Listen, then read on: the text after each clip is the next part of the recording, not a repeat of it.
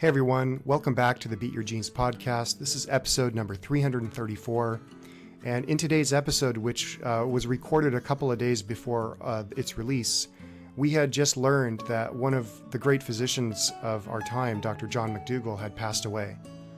So most of this show is about him, as Dr. Lisle shares some stories of Dr. McDougall and what it was like working with this pioneer physician. I hope you enjoy it. There's a huge loss for the world. Next show, we'll be back to answering questions from listeners. So we'll see you inside. Well, just to announce something. I mean, it's not about all of our people are of this sort of live in this subworld, but the little subworld of vegan, vegetarian, hyper health world just sort of suffered a big shock this week, last few days.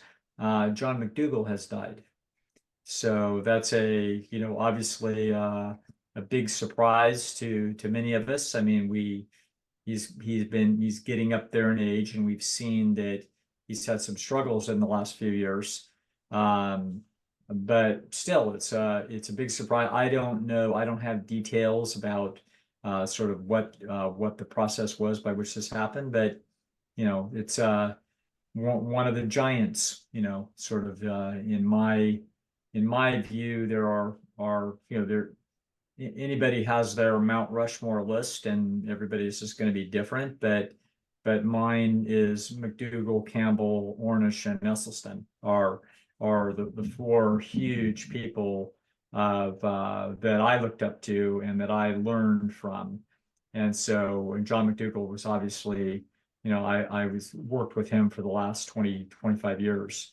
So yeah, I mean, I know that's a big surprise to you. I mean, it's not, I don't know if when we hear this and this gets distributed, it will be more widely known in all probability.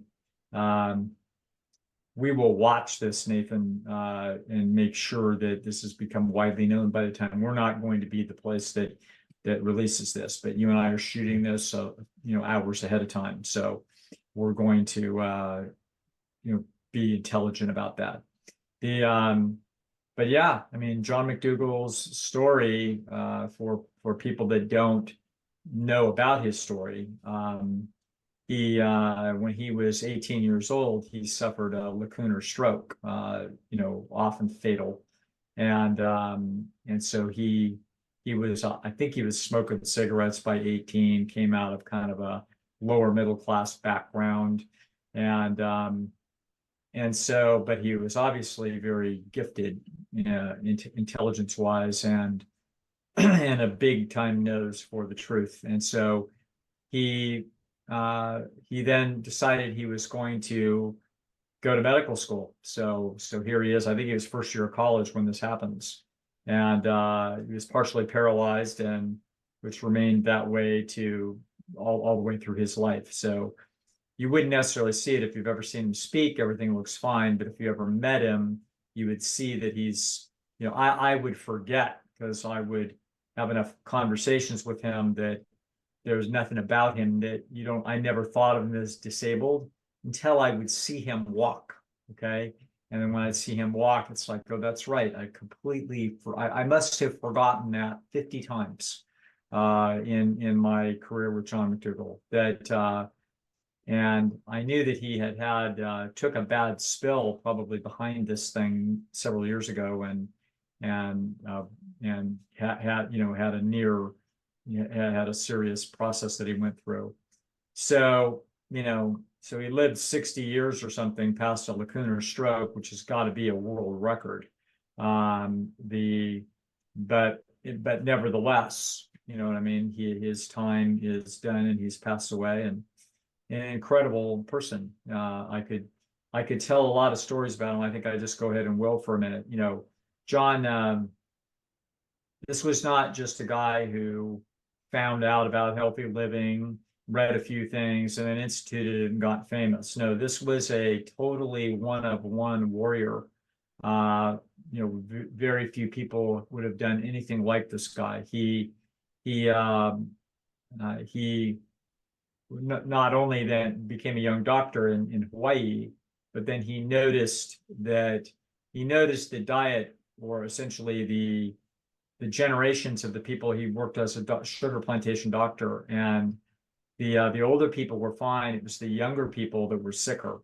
And he thought that he was seeing a correlation coefficient between the diet and lifestyle issues that the people were living. And he researched it, and he confirmed as best he could that was the root issue. And so then he then went back to become a specialist in internal medicine, because he felt like there was more that he needed to learn about how to get sick people well, and there was no answer there. And so he followed his nose to dietary and lifestyle changes. And along the way, he was involved in breast cancer research, and he knew what the evidence was at that time. Breast cancer treatment now, it's 50 years past that time, but at that time there was no benefit to surgery that could be demonstrated, and yet McDougall could see that patients were not getting informed consent, that was true. And he basically argued for a while, explaining that this was unethical. Nobody would listen, and finally he filed a lawsuit. And he basically said, you have to do this. And he not only filed a lawsuit, they wound up basically winding up with new legislation. California, Hawaii, other places. In other words, he was on the forefront of a major battle to see to it that people got legitimate information. He did more than that. I mean, he did a number of those kinds of things at his own expense. This guy was, I guess I want to pause and say I had a few disagreements with him, minor, not any big deal ever about much of anything. But one thing that I never questioned about Dr. McDougall was I never once had 1 second of questioning his integrity. This guy absolutely told you exactly what he thought the truth was. And that, I mean, there's people out there with integrity. It's not like you won't meet them, but you don't often meet them that are in a space that's so controversial and so costly for them to be that way. And so he lived a spectacularly honorable life. And so that's, much will be said. People will say, well, how did some health guru die? And it's like, guy was almost dead at 18 years old. So he was trying to figure out, what the hell happened to me? Why did I have a stroke? And then he slowly morphed his way and found his way to healthful living, and then lived that way the rest of his life. So what a human. And so I sincerely wish that he had a slow, longer decline, so that I could have stopped to tell him how much I appreciate him. I read the most important book I read in health in my lifetime was The McDougall Plan by John McDougall. That is a young man. I read that book. Dr. Alan Goldhammer told me, you got to read this book. And I read that book, and I was completely convinced. And I remain just as convinced today as I was 40 years ago. So that's the story of an icon, a passing of an icon. So that's what I know about that, Nathan. And we'll probably learn more in the weeks to come about things. I'm not, I don't know what we're going to learn that's going to be particularly important or useful. But yeah, it's one of the giants is gone, and that's and he'll never be replaced. So that's one of our stories for today. I.e., one thing that happened to me is, I've just found out about this. It puts your own life in perspective. I mean, you're a very young man. You're you're a kid as far as I'm concerned, even though I know you're pretty fancy and you're pretty confident. But from when you got as much gray hair as I have, you look at somebody that's 40 something and you're like, man, it's just beginning. And but then when you get to my age, some of the people that you super admire, they start to pass away. And you're like, wow, I better be doing what I want to be doing, and I better be doing it the way I ought to be doing it, and I better be using every day and not wasting time, and not talking to some shirt-tailed relative that I really don't have that much in common with because I need to spend half the day with them for some damn reason. It's like, no, your days and your hours, your time is limited, and we need to make sure we spend it well. That the secret of life is you spend this time that you have as well as you can. Nobody's a genius. Nobody knows the very best way to spend your time. You have to just follow your instincts and your courage to try to do things as well as you can figure out how to do them. Their life is full of hard decisions and difficult choices that people will have to make in their lives. And John McDougall made a difficult choice as a very young doctor, saying, "No, I'm going to sue you people. You people are mutilating women unnecessarily, and you are not telling them." And when he did that, even though he won his case, it turns out that as a medical doctor, turns out at that time, the only insurance that you could get as a medical doctor was a self-insured group run by medical doctors, and they denied his ability to have medical insurance. That's what his profession did to him, for taking the light of truth and shining it in their face and saying, you need to do this right. That was he didn't tell anybody that until he was 60. He kept that a secret. He did not want to embarrass his profession and make a public case out of that. Okay.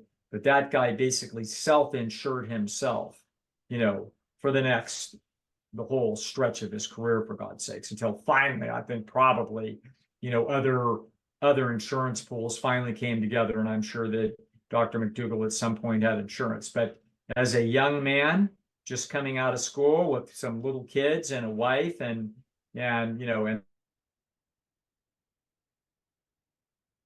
after, life presents you with hard choices. Nobody would have faulted John for just walking away from that fight and keeping all of his fingers on his hand. He didn't. He was willing to lose an arm to tell the truth. That, like I said, one of one. So yeah, but it's a lesson to us all. That was a life beautifully lived. He did a hell of a job. He told us the truth. He did the very best he could. He was wrong about sleep. He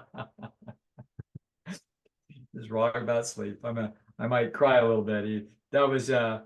I knew that he was too driven to know the truth about sleep. He just felt like, no, people had to just get up, and if you're depressed, get up and get busy. Then you won't be depressed. And I'm like, no, that isn't how it works. And I'm sure, I looked at him like one of these overly driven people that wasn't sleeping enough. And he looked at me like lazy bones that we wouldn't get out of bed, get busy in the morning. And the truth is maybe somewhere in the middle. But like I said, I've got no dispute with that man about anything of substance at all. Not even worth mentioning, other than I'm not a disciple. Okay. So I'm no person's disciple, and I make up my own mind. Anything that I believe that he believed is because he convinced me, and I blindly follow no woman or man. I followed his thinking because his thinking was well considered, courageous, and willing to follow the truth wherever it is that it took him. And almost always, when I followed his footsteps in his thinking, I wound up agreeing with him. And I'm super grateful for all of the effort that he put in this life. So, all right. I don't know, Nathan, that's a bombshell. But for Yeah. all of you that don't know who John McDougall is, he was an absolute icon.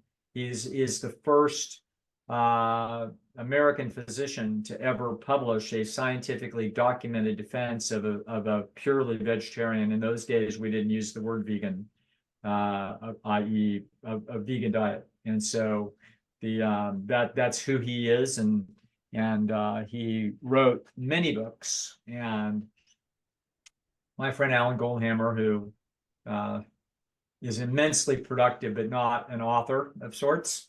And so Alan used to say, "Yeah," he said, "Yeah, John, you wrote 12 books. You wrote the same book 12 times." Which is not true. It was an absolute, totally upside down, left-handed Alan Goldhammer insult that has, of course, a little bit of truth because the answer always winds up at the same place. But all of the books that John McDougall wrote took a different angle on different kinds of problems and kept showing us that the truth winds up at the same spot. So he wrote a nice little book I learned a lot about called Dr. McDougall's Digestive Tune-Up, which I learned a lot about the digestive system and digestive disorders. McDougall Program for Women, which was a superb book. I remember reading that book and thinking, man, this is a good book. And I told him so one day. And I said, boy, John, I have to tell you, I hadn't gotten around to it till recently, but I just read the McDougall Program for Women. That's a hell of a book. He goes, yeah, it is a hell of a book. Nobody bought it.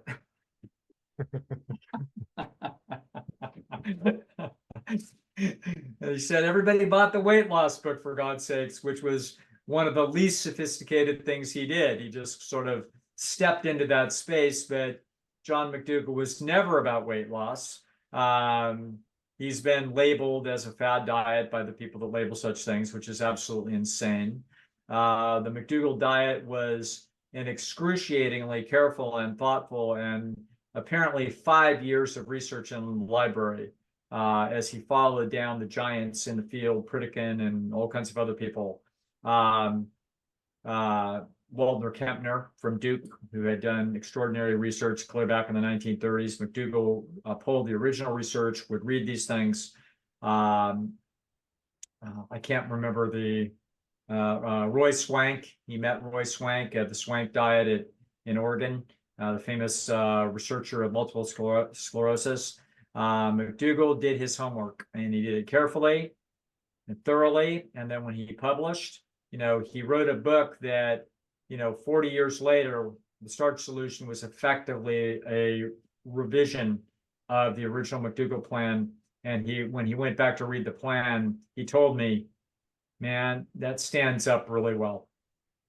As science, there's revisions and there's additions and there's new information, but damn proud of that book 40 years later, because it's the same way that I feel about the pleasure trap 20 years later. It's like there's a few things that I would go back in the pleasure trap. There's a few little things that I tweak, a few little things that I wasn't knowledgeable about that I'm more knowledgeable now.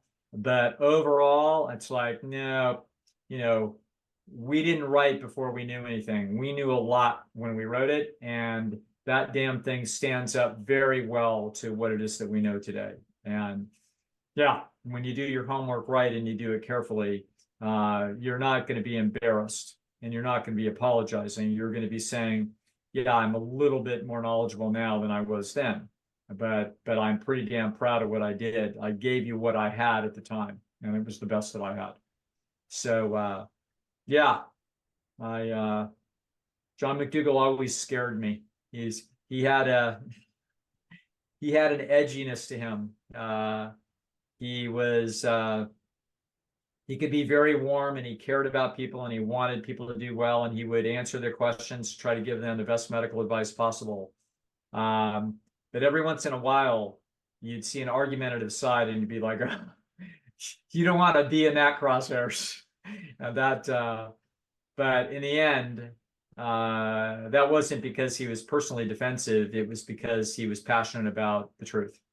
And I can't fault that. I get the same way.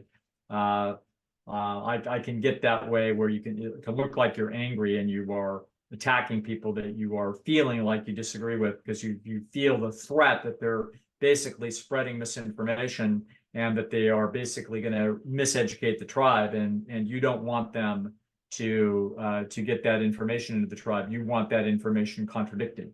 That's what drives that. I never felt like McDougall was ever defending his own status. Interestingly enough, I felt like this guy was an absolute passionate seeker of the truth. And so, what a character, you I know. remember you describing as I remember you describing as a Tyrannosaurus Rex in Yes. your perfect personality DVD, and I remember thinking, "Gosh, I really want to meet this guy." And Yeah. I'd seen him talk in a couple of different, the Healthy Lifestyle Expo with Veg Fest. I'd seen him. I'd interact with him kind of briefly, asked him a couple of questions, and I somehow extracted that side from him just from a naive younger kid who didn't know anything Yes. about health. But I was just asking him some general questions, and Yeah. I remember walking away from that conversation thinking, yeah, he's got some really good points. And I went and kind of looked up, and he kind of convinced me by proxy. And Yeah. he was always so kind, letting us, when I was working at True North, we'd go over to the McDougall program and just Yeah. watch some of the speakers. And he was always just, great to see you. How's True North going? Everything's good there. And he was Yeah. always just a wonderful person to bring all Yeah. this information. Yeah. Some people here in later years, we can tell that he's had, a fairly significant decline in the last 10 years. And the we could see that, but we still confident, still on message. And but in some ways, it's unfortunate that some people didn't see this guy, when he was 60 or when he was 50. I did. And I can remember becoming a speaker during those times. And so I'm starting to speak at different major venues around the country. And I would see other speakers, and they'd get up there and they'd do their thing, and they're pretty good, you know what I mean? And they'd have their preparation, and they'd have their slides, and they would, they're credible people out there. But then you get up and you watch McDougall in his prime. And that guy didn't have any notes, and he didn't have to have any slides, and he hadn't given that speech before. He just went up there, and this guy's just talking. He's just explaining, and he is like letter perfect, and he is passionate, and he is accurate, and he's even funny. And you're like, this is the first time this guy's given this speech. This is not a dude that gave the same speech 500 times. This is a guy that can get up there and he could give you 50 speeches in a row that he had never given before. But you give him a few hours to do his homework and put his notes together about what he wanted to tell you. And then the guy just gets up there and just starts talking. After a stroke, too. Yeah. What's that? After a lacunar stroke, 30 years later. This guy was really good. Okay. He was a superb lecturer and educator. And yeah, so it's some people have, in the last 10 years, they've said, gee, he doesn't look so good. Yeah, I know.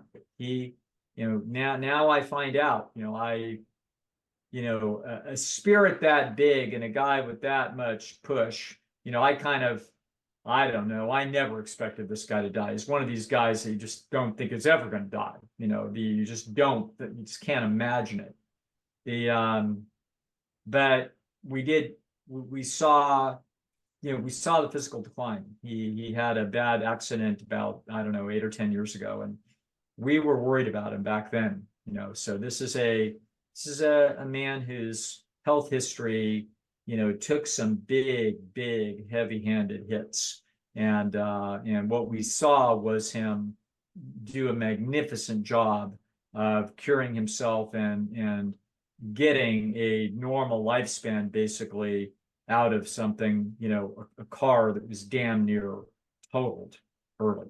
So no shade on his philosophy at all. I mean, we have every reason, this is he told us the truth. He got it right. And I'm very confident of that. This is I wish we would have had 10 more years. but this is his time. Got the It's gold and also, silver. it's important for us to also know that, and it's useful for people. People are sometimes, there's a lot of naivete about health and healthy living and everything else. And that is that essentially an average human being, more or less, when they spin the wheel on the genetics of the species, it's 80 plus or minus 10. That's what it is. It's 80 years plus or minus 10. That will pretty well take into account the vast majority of the natural variants that we're going to see in life. So you can make it a lot worse by doing a lot of damage to it. And then the guy dies of a heart attack at 64 because he's been smoking and eating crap his whole life. Okay. But probably if he smokes and eats crap his whole life, the SOV lives to 72. You know what I'm saying? So but without aggressive damage being done, you basically look at this life and say it's 80 plus or minus 10, you know. And so if you're an outlier and you've taken care of yourself, you might live into your 90s, you know. And if you're not, you know, you're probably going to be somewhere in the 80 plus or minus 10. And so that's, you know, useful. This passing, you know, I'm sure I'll talk to Alan about it. Obviously, my good friend Alan Goldhammer. He and I will be talking that over, as will all of my good friends. My crazy Larry that one day we'll have on the show, just so people know who it is. And you know, all of us will. This will be a marker for us, and this will be like, okay, you know, it's kind of a reality check. Like, are we doing what we want to be doing? Are we doing things the way we want to be doing them? You know, what's the most important thing to you in this life, and are you doing it? And you know, I ask those questions anyway because I'm in the business of examining human life very carefully and from the emotional, you know, satisfaction direction. But this is one of those markers that says, wow, you know, no matter how well you do things, you are still in the 80 plus or minus 10. Like that is the reality that our species faces. It's not 100 plus or minus 10. It's 80 plus or minus 10. So we have to plan our lives accordingly and make sure not to waste it. Yeah. So, gosh, so I didn't plan this at all. This is like a McDougall speech, you know. But that's what's happening from my corner of the world. Yeah. Yeah, well, our thoughts go out to the McDougalls and just a sad day. Sad day. They're a terrific family. There's all kinds of family support there, and they you know, they'll be fine. All will be well. But it's you know, it's pretty. I don't know that anybody's ever written a book. They've probably written isolated books, but nobody has probably analyzed a kind of interesting social psychological process, which is that inside of a family or inside of an individual life, what happens if you've lived your whole life in the shadow of a giant? Like that's you know, that's kind of an interesting thing. This is a larger than life person who was incredible, and for the people around him, you know, he's like the universe, and he's like the center of gravity of a solar system, and he's impacting the orbits of you know, a lot of people, and in a good way, in a voluntary way. In other words, this isn't a mafioso captain. This is an icon of healthful living. And so, but you know, I always wonder somehow, you know, what happens now, because now everybody's life just became a little bit untethered. You know what I'm saying? Just a little bit untethered, kind of what sort of things. I mean, there's life goes on, and all the individuals, including myself, you know, I mean, my life just became the tiny little bit, you know, a little cord just got cut between me and that whole part of my life, that huge amount of it.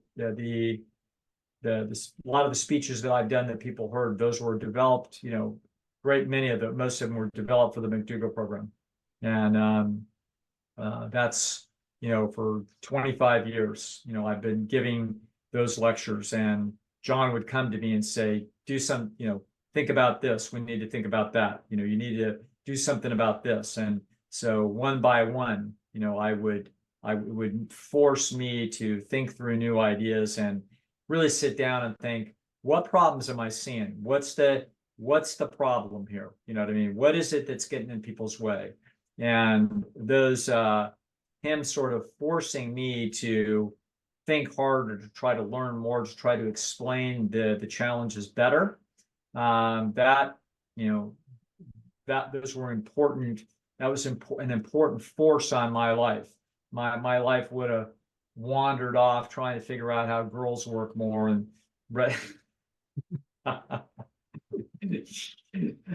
that's where it would have gone. And instead, you know, there was a great big planet, you know, continually pulling me towards the challenges of healthy living. And I'm glad he did. I don't regret a single minute of the effort that I put into those problems. So yeah, but we're all going to feel it. You know, we're those of us that were close enough to him, we're all going to feel that feeling of, wow, you know, the center of gravity in our lives just changed by a bit. And for some, a lot, but for many of us, a bit.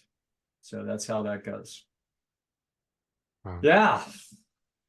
I don't know what else I have to say about any of that. It'll wander in, and we'll wind up maybe getting some questions, you know, about this maybe. I don't really know how McDougall curious our people are, but there's probably 1,000 of our people are probably well acquainted with John McDougall. And yeah, so that's that. Yeah, he was. I remember when I was working at True North, he, you know, we would hear rumors that people would come to his McDougall program, and they'd get off their medications, they'd lower their blood pressure, they'd lose some weight, they'd, you know, improve their autoimmune diseases.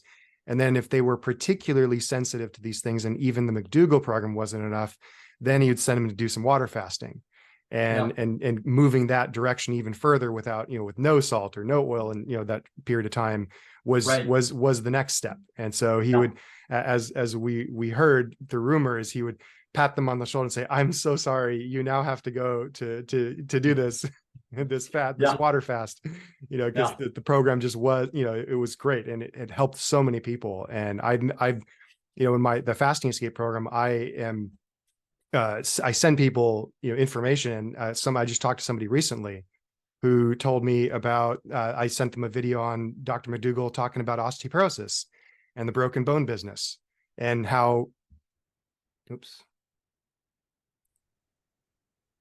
Yep. Can you hear me okay? I'm hearing you. I Oh can yeah. hear you. Yeah. And osteoporosis and the broken bone business, and how phenomenal his talk was. And so he knew so much about so many topics, all related to healthy living, and just made Yeah. a huge impact on the plant-based world and the world in general. Yeah. Yeah. Yeah. Did it right. Mm-hmm. We certainly was going through our head when we were writing we were trying to reason through the words that we wanted to dedicate the pleasure trap to. It was the heroes of science, medicine, philosophy, and religion who endeavored to discover and to tell the truth about health and happiness. I think that's the quote. And the to discover and to tell the truth, that was, you know, that those are heroes. You know, that makes somebody a hero. You discover the truth, and then you have the guts to tell it. Because it's something new and it's something challenging, and we're going to be stepping on a bunch of feet, and we're going to be putting ourselves in the line of fire. And he certainly did that. And he, that's why he and the what I call, the four horsemen, those four people, Esselstyn, Campbell, Ornish, and McDougall, those four people are the four people that we introduce in the pleasure trap early about that's the foundation of our argument, sits on their life's works. And so yeah, that's a hero. So all grand, I'm just by comparison, I'm a lazy guy that sleeps in, pets the cat, and chirps about my little angles of a piece of the world that I know something about. But it's that man outworked me 5-1, and I know it. You know what I mean? And I have no regrets because I like petting the cat and I like watching NBA basketball. But there's a little part of you when you watch somebody that accomplished work as hard as that guy worked. It's like, man, that's what it takes. He actually said that kind of thing to me about other people. He told me his story once about Dean Ornish, and he goes, that guy has more arrows in his back that they have been shooting at that guy. John says, I don't know. I don't think I could do it. You know what I mean? That I can't believe what that guy put up.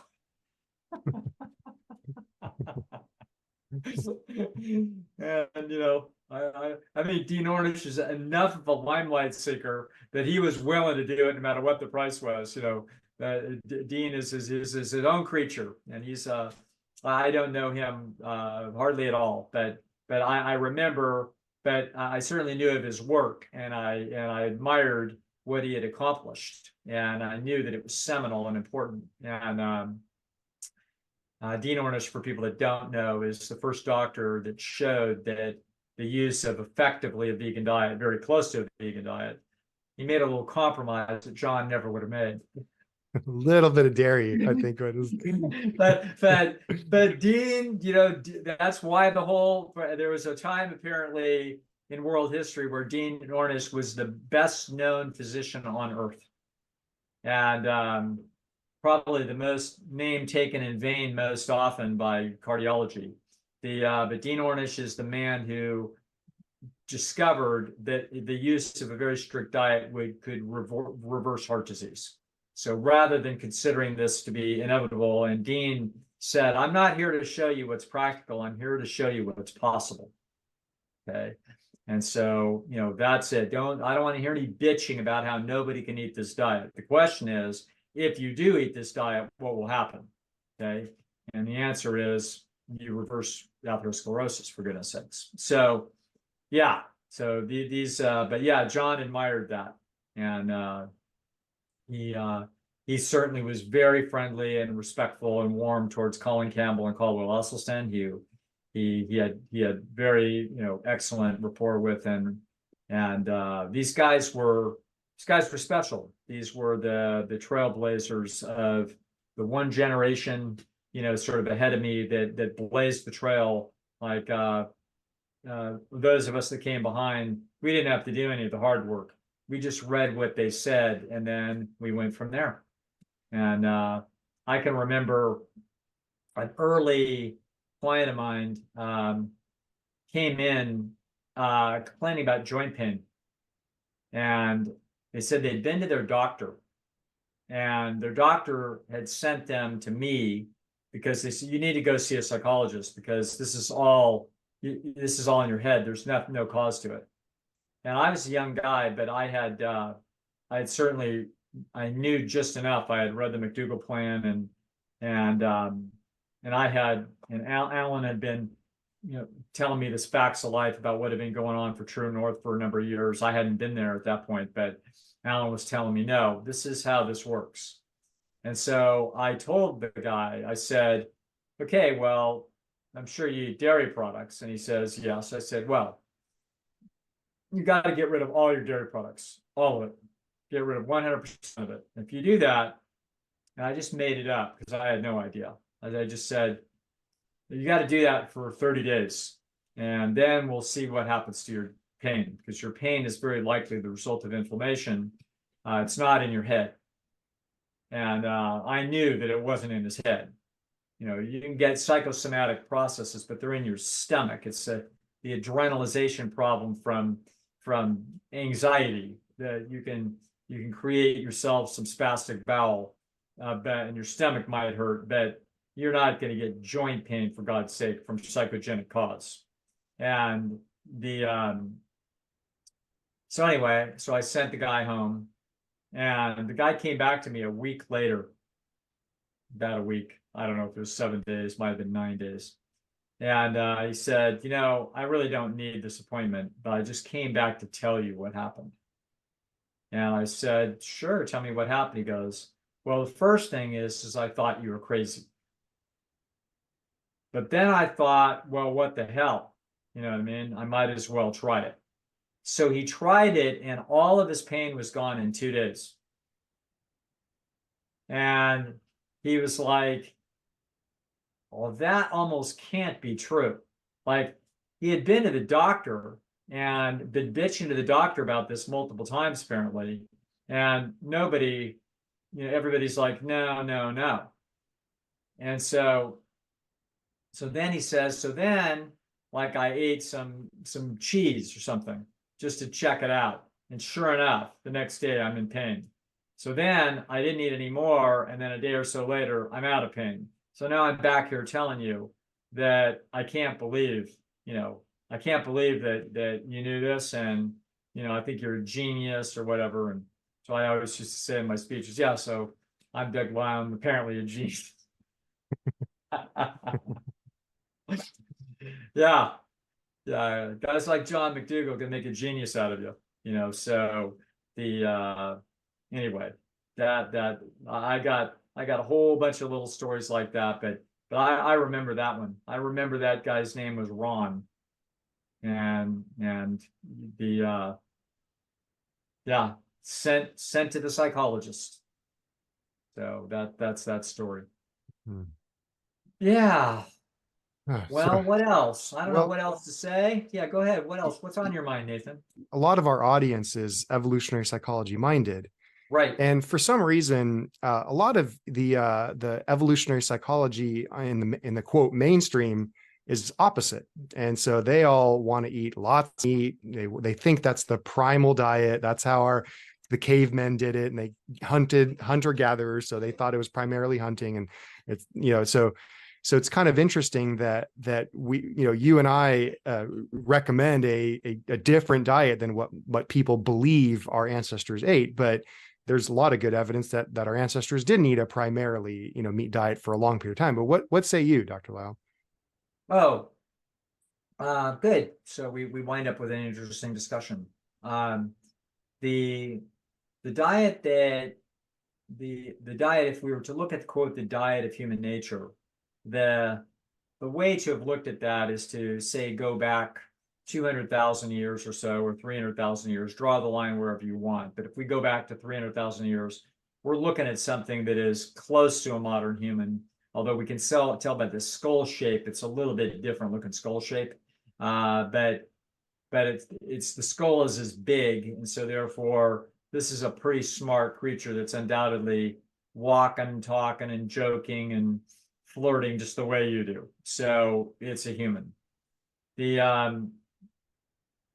And if we were to take a composite picture of what they ate from 300,000 years ago to 1,000 years ago, or even currently in the bush country of Africa today, we're going to find an omnivorous diet. And so then the question is, why on earth would anybody recommend anything other than omnivorous diet? And the answer is that you could do better than the diet that the people ate in the history of evolution. There's no reason why that wouldn't be possible.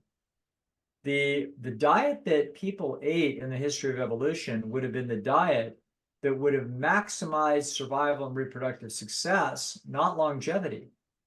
So if you die at 26 because you didn't get enough to eat, and you refuse to eat some things that you could have eaten and survived, you just made a tragic mistake.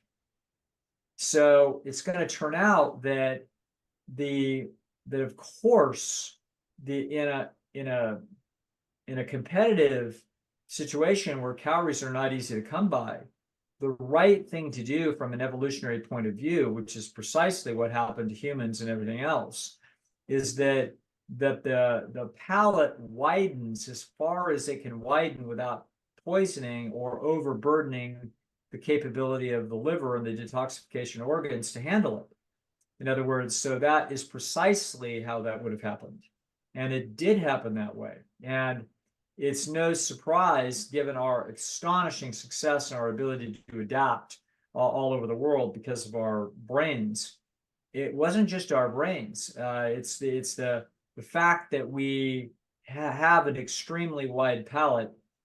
If you actually catalog it today, not that it means anything really, but the human being has the widest palate of any land animal. In other words, any animal that we know, the human being actually eats more different things. But that's cheating a little bit because obviously humans are the widest ranging land animal on Earth, so they live in more ecosystems than any other animal.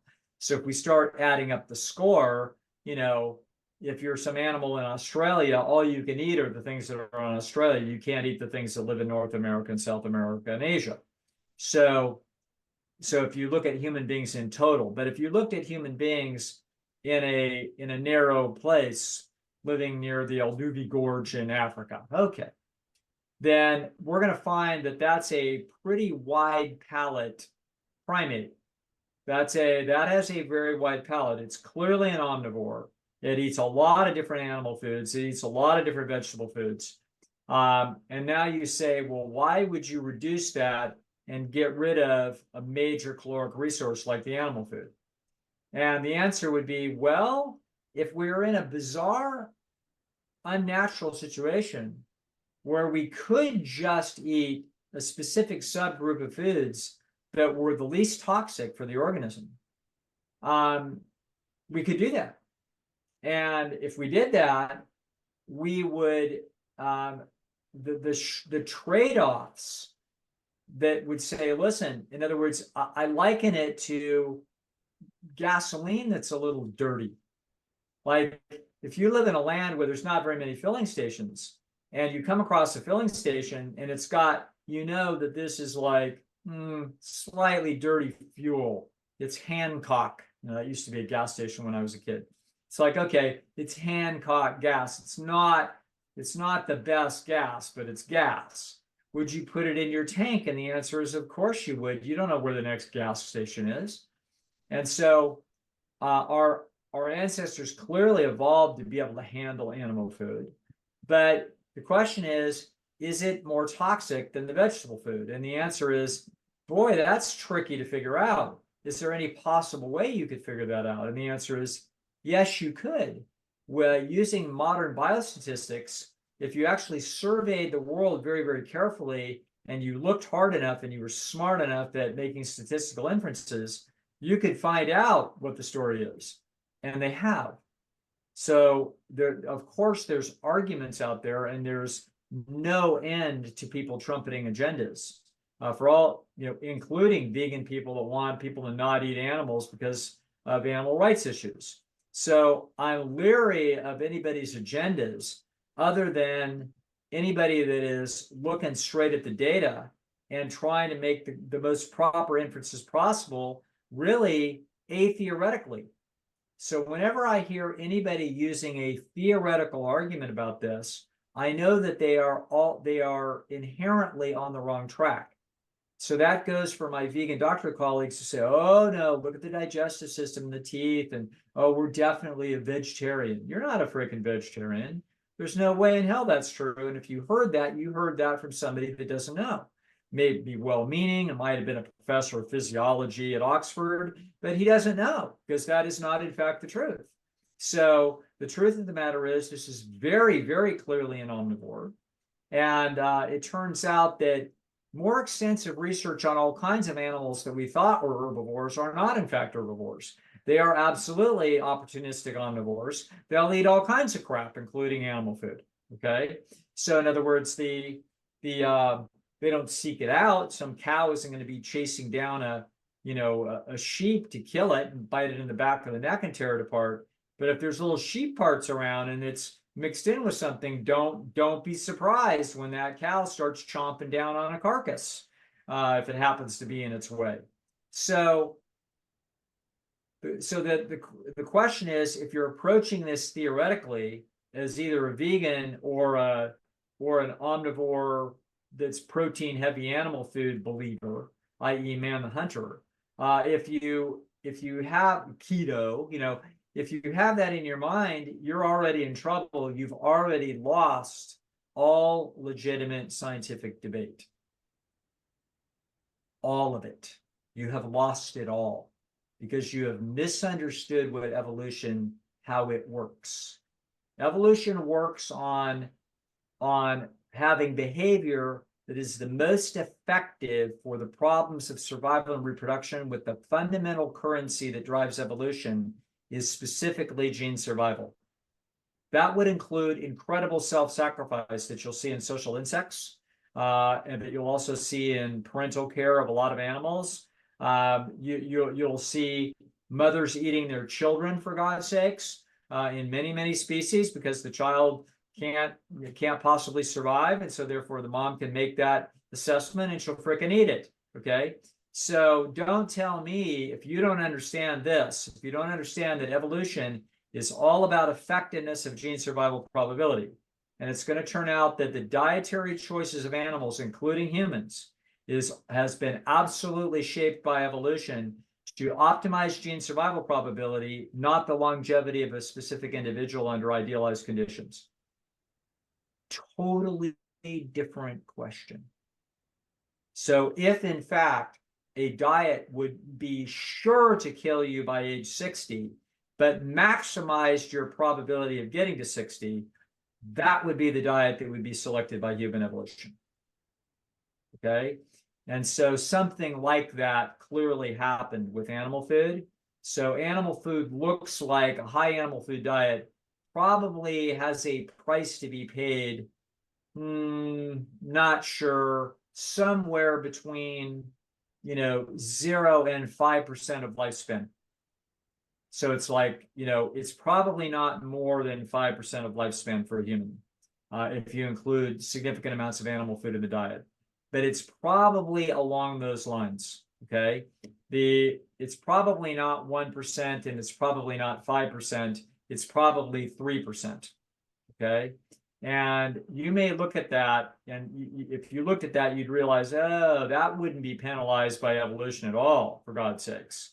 In other words, instead of living to 80, if you lived to 77, you live 3% less, or 2.5 years less. It's like evolution couldn't give a damn about that 3%.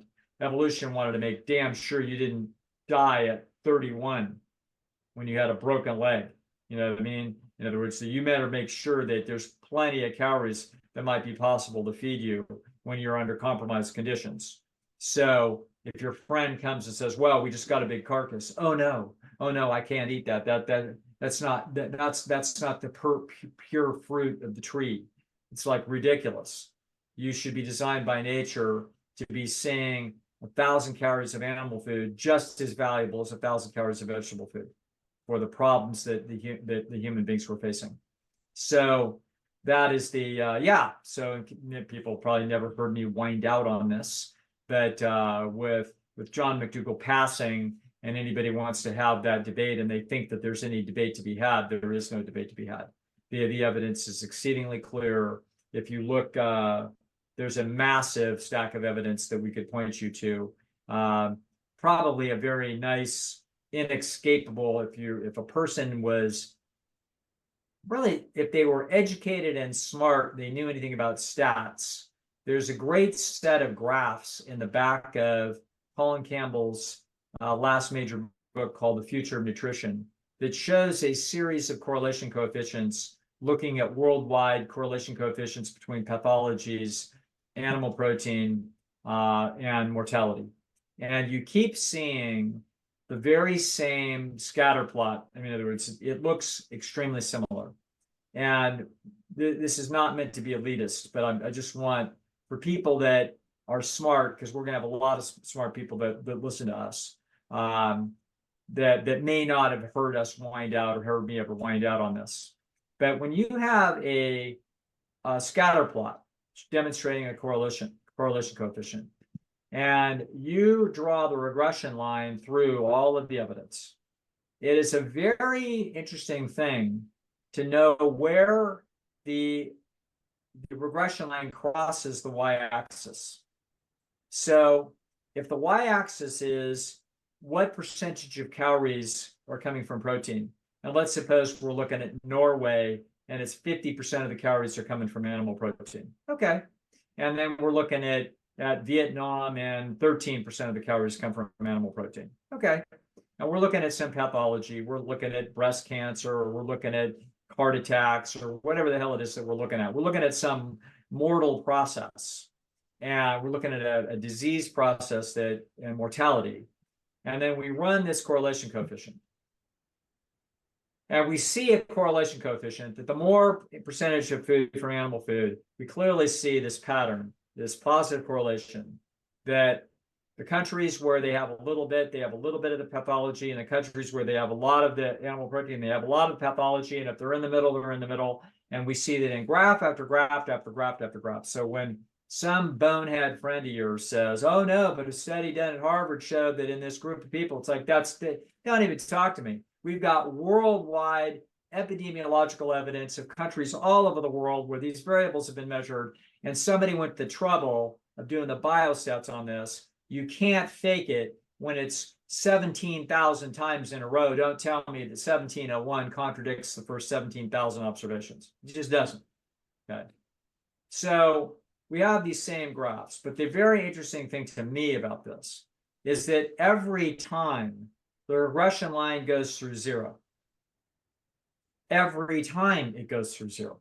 Now, I'm sure that I'm going to find some place, a worldwide epidemiological study, if anybody uses animal protein as a covariate, trying to find out, does it predict a pathology? Sometime I'm going to find a group of data where it doesn't go through zero. But I'm telling you, I've seen all kinds of data where it goes right through zero.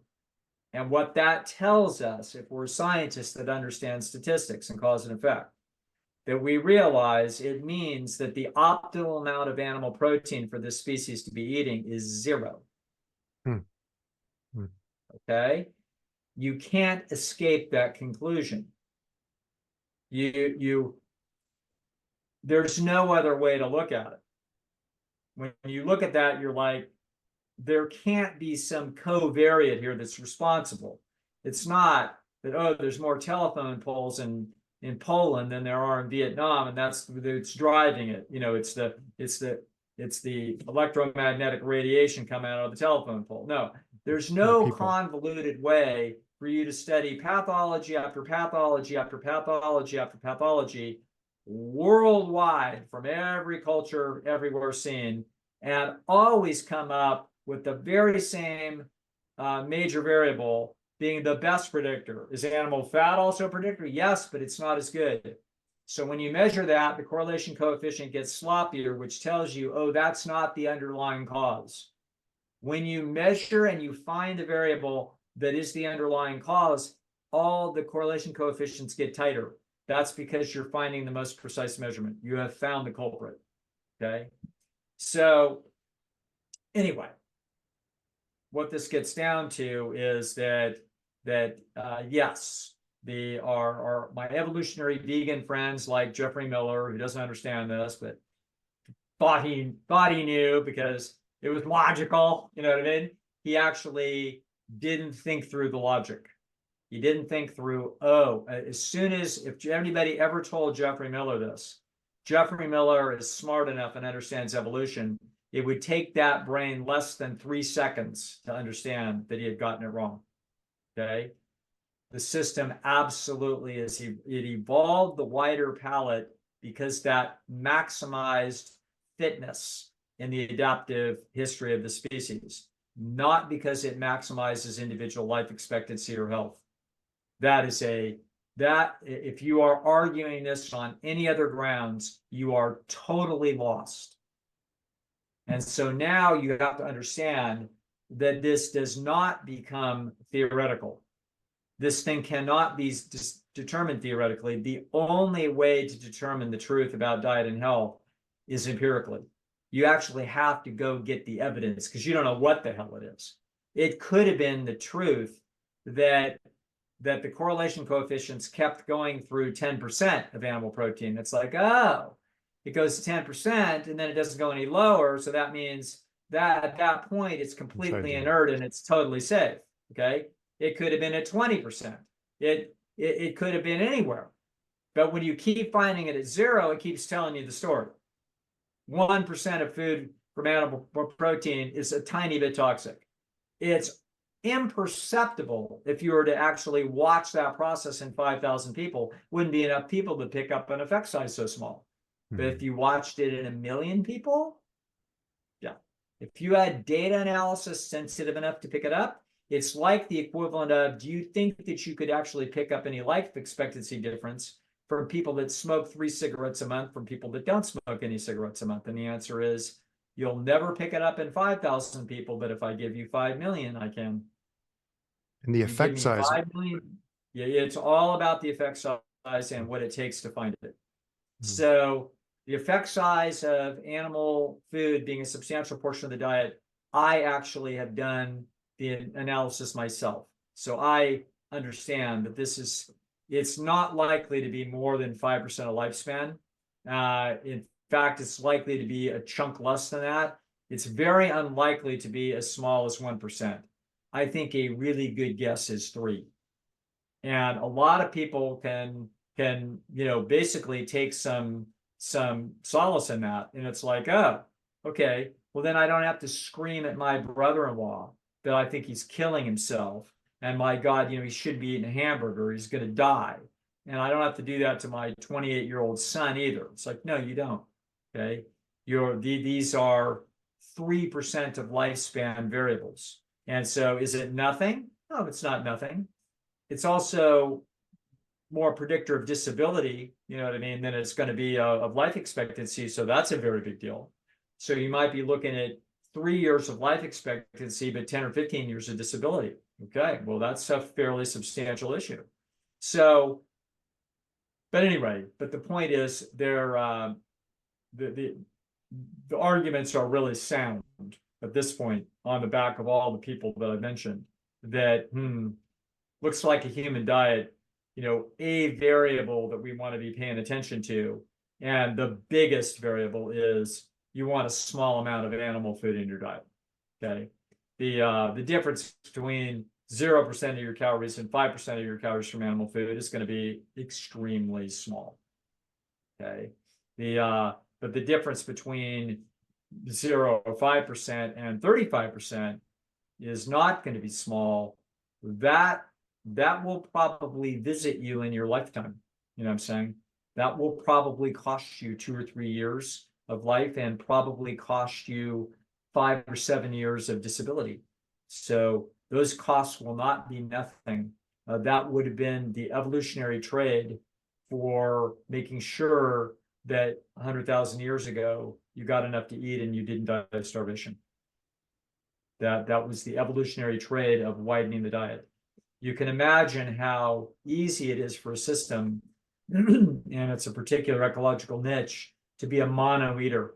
You only eat one food.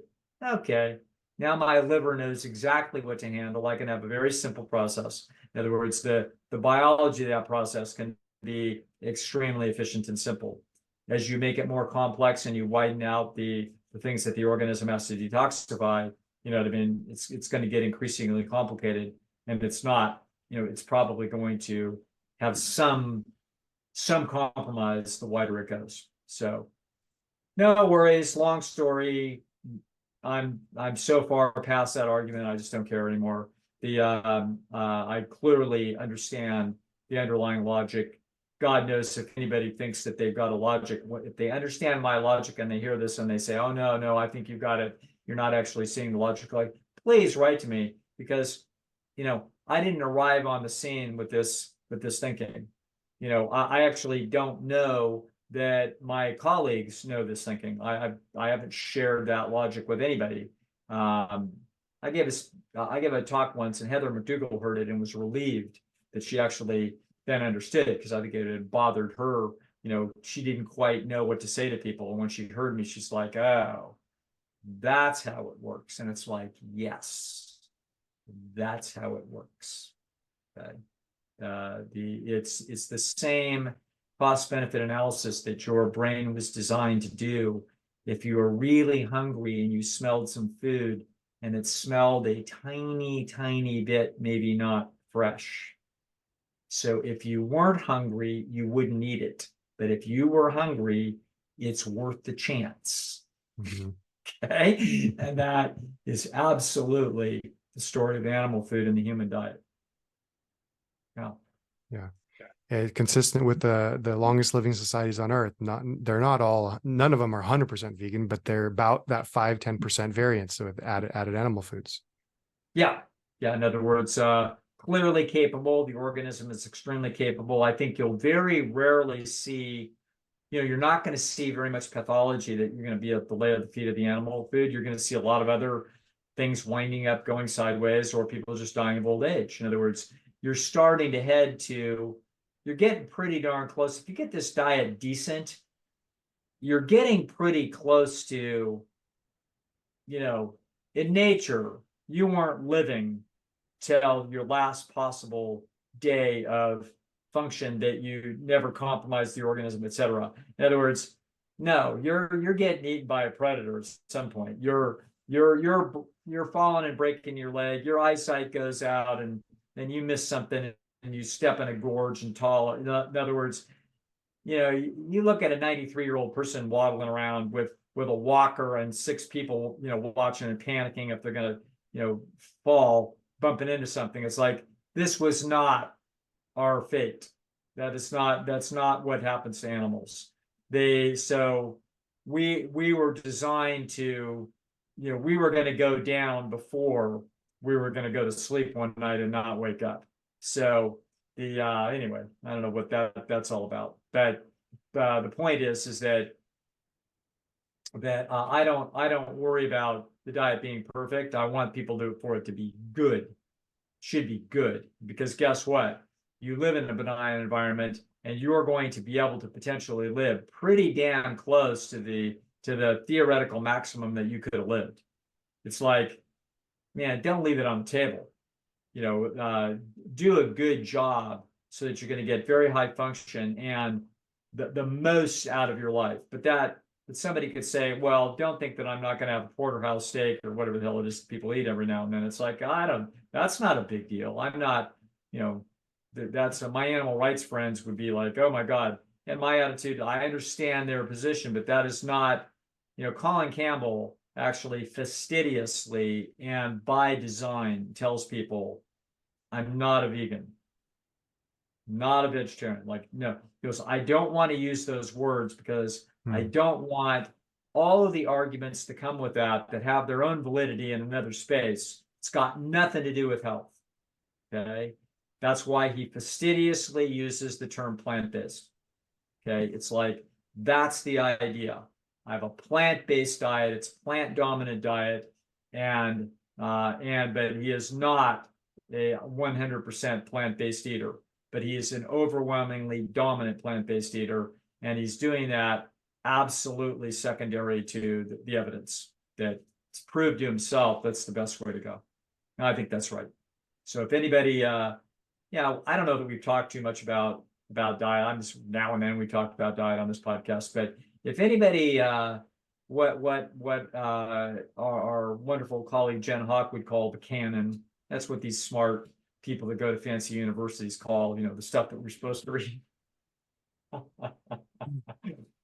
I remember the first time I heard her said that, I'm like, man, I've read that sentence somewhere, in my career 20 years ago, reading some highbrow individual, but I never heard anybody just say it.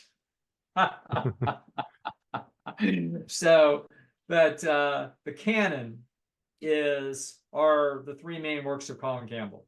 If you never read anything else and you're actually wanting to know the truth. The three works are the China Study, Whole, and the Future of Nutrition.